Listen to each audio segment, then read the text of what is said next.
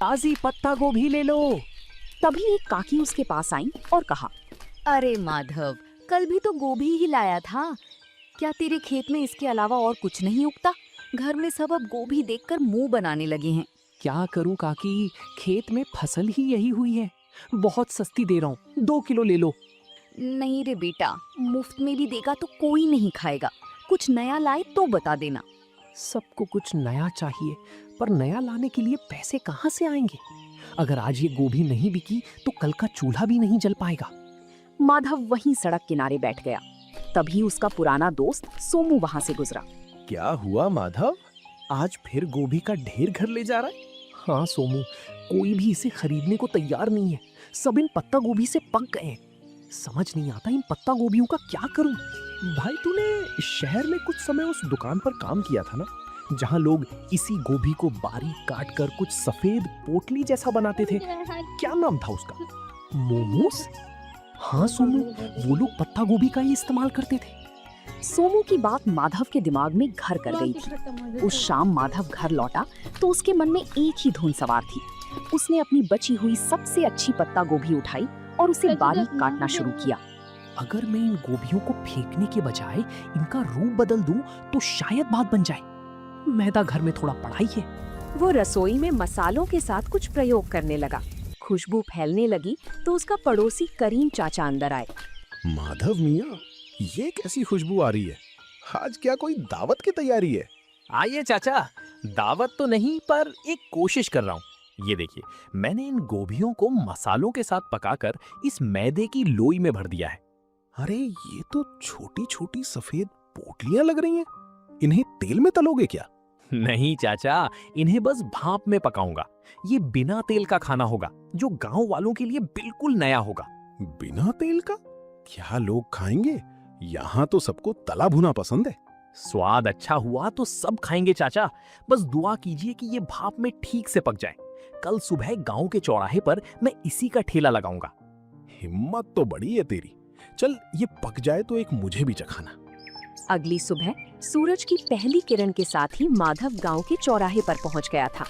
उसने अपनी रेढ़ी के एक तरफ कटी हुई पत्ता गोभी रखी थी और दूसरी तरफ पीतल के एक बड़े बर्तन से भाप निकल रही थी। गांव के लोग जो रोज माधव को गोभी बेचते देखते थे, आज रुक रुक कर उसे ताकने लगे। तभी गांव का हलवाई बनवारी उसके ठेले पर आया और कहने लगा, अरे माधव, आज तेरा ये पत्ता गोभी का ठेला बड़ा चमक रहा है। ये बड़े बर्तन में क्या उबाल रहा है भाई? सुबह सुबह चाय बना रहा है क्या? नहीं बनवारी भाई, ये चाय नहीं है, इसे मोमोस कहते हैं। शहर का बड़ा मशहूर नाश्ता है। आज पहली बार अपने गांव में लाया हूँ। मो क्या? नाम तो बड़ा अजीब है, पर खुशबू बड़ी सौंधी आ रही है। इसमें डाला क्या है? वही अपनी ताजी पत्ता गोभी है भाई, बस बनाने का अंदाज नया है। ये देखिए, साथ में ये लाल चटनी भी है। तभी गांव का एक बुजुर्ग उसके पास आया और उसने कहा, बेटा, ये दिखने में तो बड़ा कोमल लग रहा है। क्या ये बुजुर्गों के खाने लायक है? मेरे दांत अब सख्त चीजें नहीं चबा पाते। बाबा, ये तो मुंह में जाते ही घुल जाएगा। ये भाप में पका है, बिल्कुल रूई जैसा नरम। आप बस एक बार जरा सा चक्कर देखिए। बुजुर्ग ने एक छोटा सा टुकड़ा चखा। पूरा चौराहा शांत हो गया। सब बुजुर्ग के चेहरे के भाव देख रहे थे। जैसे ही बुजुर्ग ने मोमोज का टुकड़ा चबाया, उनके चेहरे पर एक बड़ी सी मुस्कान फैल गई। माधव ने उन्हें थोड़ी और लाल चटनी दी।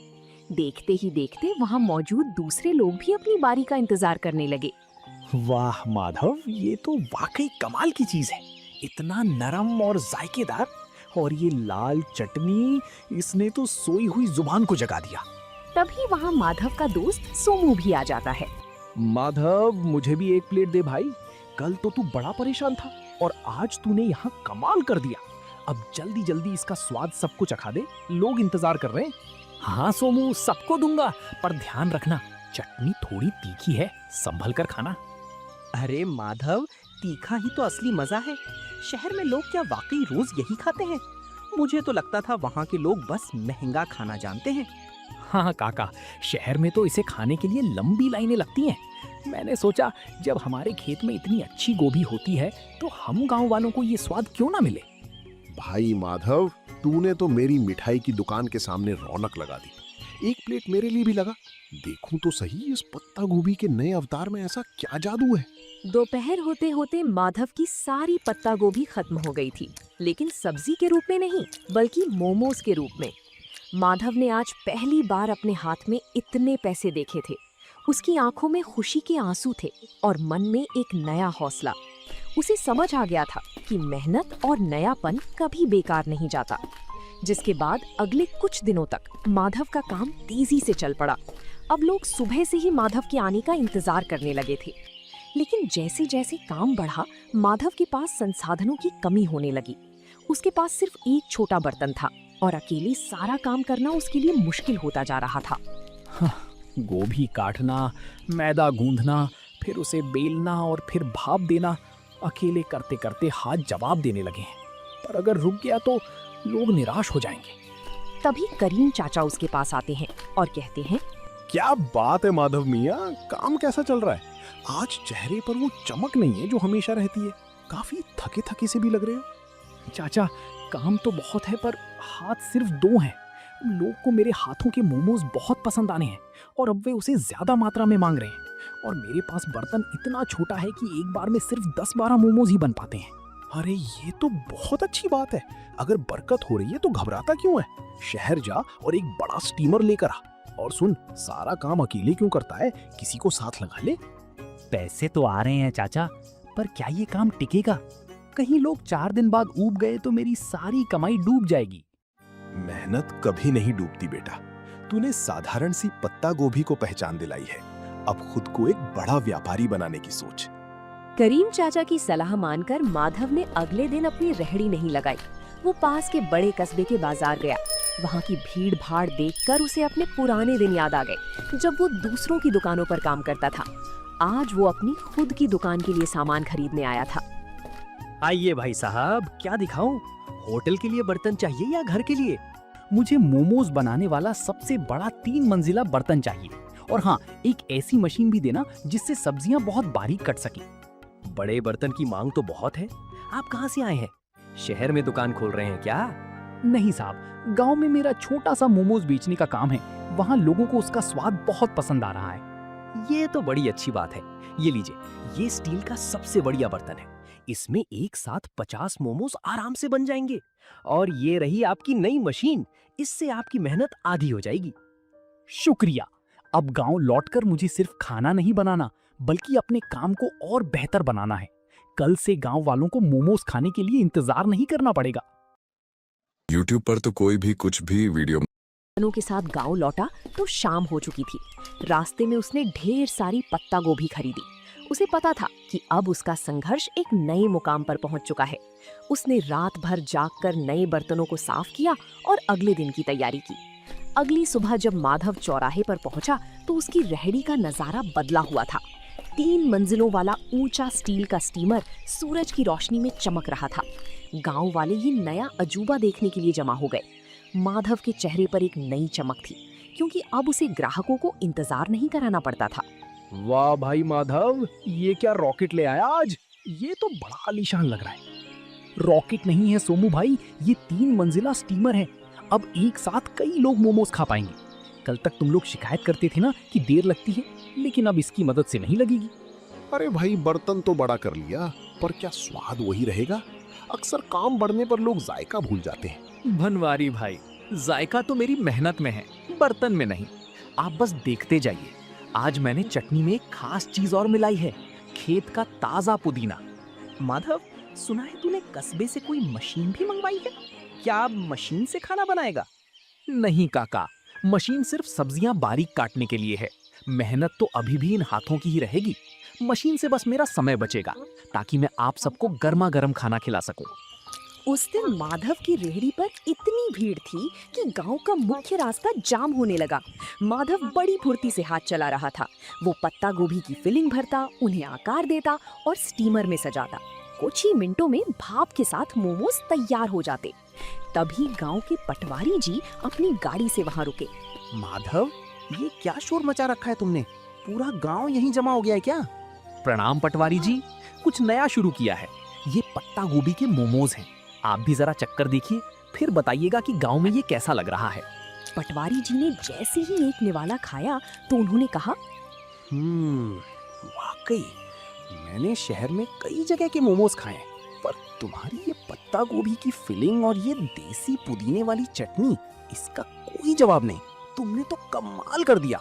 शुक्रिया साहब, बस सोच रहा था कि अपनी गोभी को फेंकने से अच्छा है उसे इस तरह लोगों तक पहुंचाया जाए।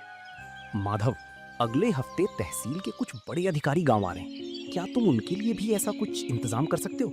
मैं चाहता हूँ वो देखें कि हमारे गांव के युवक कितने मेहनती हैं। ये तो मेरे लिए सौभाग्य की बात होगी साहब। मैं उनके लिए सबसे बेहतरीन मोमोज तैयार रखूंगा। माधव के लिए ये सिर्फ एक ऑर्डर नहीं था, बल्कि उसके हुनर को मिलने वाली सरकारी पहचान की शुरुआत थी। उस रात माधव ने चैन की नींद ली, क्योंकि अब वो सिर्फ एक गरीब सब्जी वाला नहीं, बल्कि गांव का मोमोज मैन बन चुका था। पटवारी जी का वादा माधव के लिए एक बहुत बड़ी चुनौती और अवसर दोनों था। तहसील के अधिकारियों का आना कोई छोटी बात नहीं थी। माधव ने तय किया कि वो इस मौके को हाथ से जाने नहीं देगा। उसने अपने छोटे से रसोई घर को साफ किया और अपनी रेहड़ी को अच्छे से सजाया। माधव बेटा, कल का दिन बहुत बड़ा है। सुना है शहर से बड़े साहब लोग आ रहे हैं। क्या तूने सारी तैयारी कर ली? हाँ चाचा, मैंने आज सुबह ही खेत से सबसे ताजी और कोमल पत्ता गोभी तोड़ी है। मैं नहीं चाहता कि स्वाद में जरा भी कमी रहे, बस थोड़ा डर लग रहा है। डर कैसा? तूने तो पूरे गांव का दिल जीत लिया है। वो तो फिर भी बाहर के लोग हैं। बस अपनी सादगी और सफाई का ध्यान रखना। सोमू, तू कल मेरी मदद करेगा? मुझे प्लेटें लगाने और पानी पिलाने के लिए किसी भरोसेमंद इंसान की जरूरत होगी। तू चिंता क्यों करता है भाई? मैं सुबह ही पहुंच जाऊंगा। हम दिखा देंगे कि हमारे गांव का स्वाद किसी बड़े शहर के होटल से कम नहीं है। दोपहर का समय था। तहसील के अधिकारी अपनी गाड़ियों से गांव की चौपाल पर पहुंचे। पटवारी जी ने गर्व के साथ माधव की रेहड़ी की ओर इशारा किया। माधव के चेहरे पर एक विनम्र मुस्कान थी। उसने बड़ी ही सफाई से अधिकारियों के सामने गर्मा गर्म मोमोज परोसे। पटवारी जी, मैंने सुना था कि यहाँ का कोई युवक बहुत अच्छा काम कर रहा है।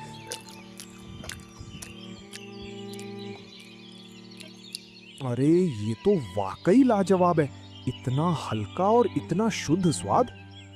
शुक्रिया साहब, ये सब मेरे खेत की पत्ता गोभी का कमाल है।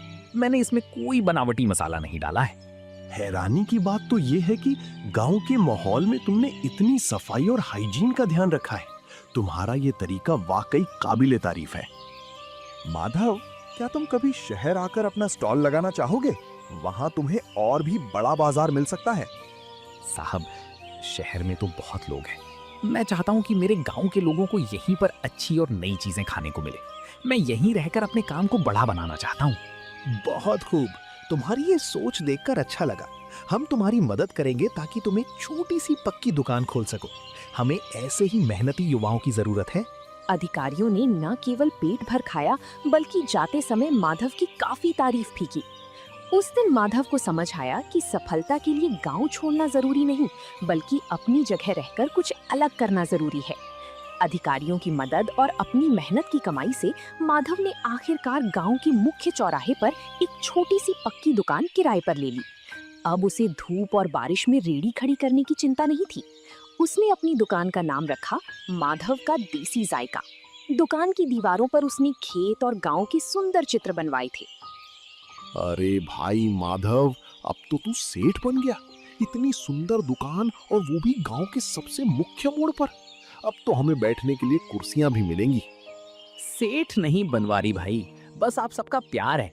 दुकान पक्की हो गई है तो क्या हुआ, स्वाद तो आज भी वही मिट्टी से जुड़ा रहेगा। आइए, आज उद्घाटन के दिन पहली प्लेट आप ही के नाम। माधव मियाँ, देख रहे हो, जहाँ तू कभी गोभी का ढेर लेकर उदास बैठा रहता था, आज वहाँ तेरे नाम की धूम मची है। मैंने कहा था ना, गोभी को पहचान तूने दी है। चाचा, ये सब आपकी बातों का ही असर है। अब मैंने सोचा है कि मैं गांव के 2 और बेरोजगार युवकों को यहाँ काम पर रखूंगा। उन्हें मैं खुद ट्रेनिंग दूंगा ताकि वो भी अपना हाथ साफ कर सकें। बहुत नेक ख्याल है बेटा। तरक्की वही है जो सबको साथ लेकर चले। वक्त बीतता गया और माधव की दुकान अब केवल सोनापुर ही नहीं, बल्कि आसपास के 10 गांवों में मशहूर हो गई। लोग दूर दूर से उसके पत्ता गोभी मोमो